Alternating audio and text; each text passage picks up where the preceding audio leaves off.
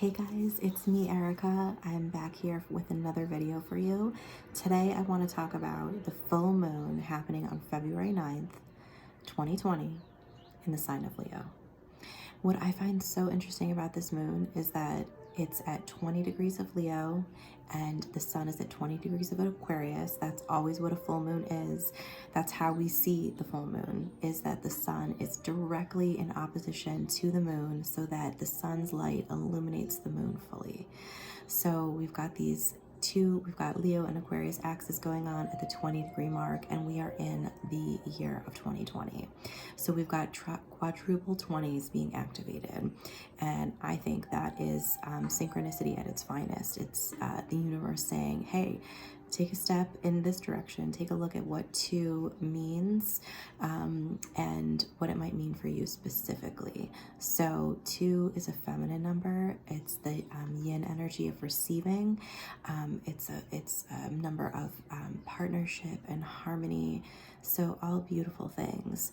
Another interesting fact about the 20-degree mark is that the last 3 full moons of 2019 were at 20 degrees, and the first 3 moons of 2020 will be at the 20-degree mark. So again, more synchronicity from the universe saying, hey, take a look at feminine energy, and you can get some clues as to what this might be for you if you take a look at the 20-degree mark of Leo and Aquarius in your chart, and that'll give you some idea of what's going on here in terms of what area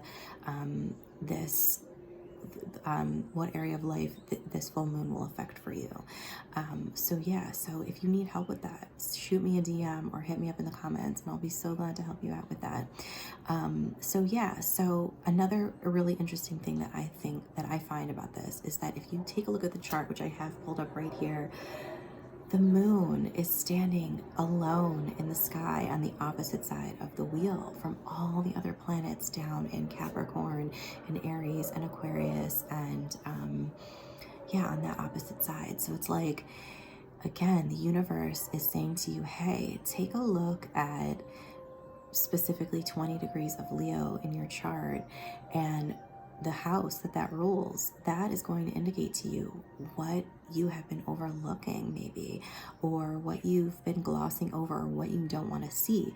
And this is especially true if you see any planets conjunct, and that's what astrologers call a conjunction, is when 2 planets are in the sky at the same degree. So for me, I actually have Venus at 21 degrees of Leo. So there's going to be some love being activated for me. So again, take a look and see what house Leo rules in your chart, and if there's any planets that are close to the moon within, I would say within 5 degrees. Other astrologers might say 2 degrees or 1 degree or whatever, but energy doesn't stop. It's not compartmentalized. So if you've got a natal planet that's close to this 20-degree mark in Leo or Aquarius, there's something going to be a little extra special for you. So again,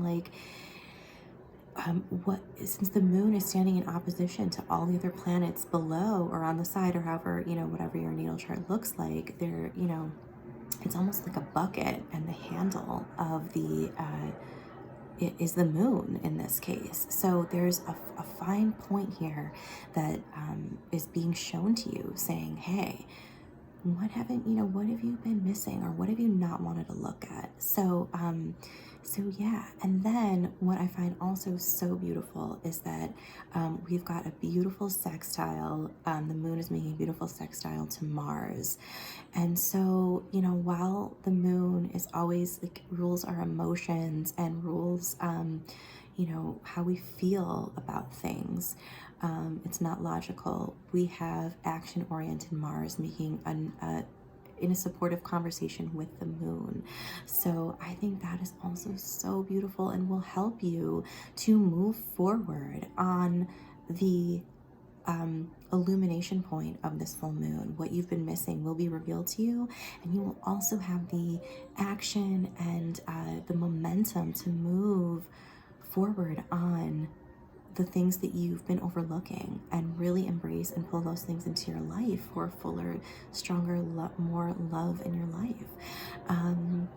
Yeah, so just a really quick video for you guys today. I don't want to go too in depth on things, but I just think that this full moon is going to be so beautiful for moving things forward, for finally getting the clarity that we've been looking for.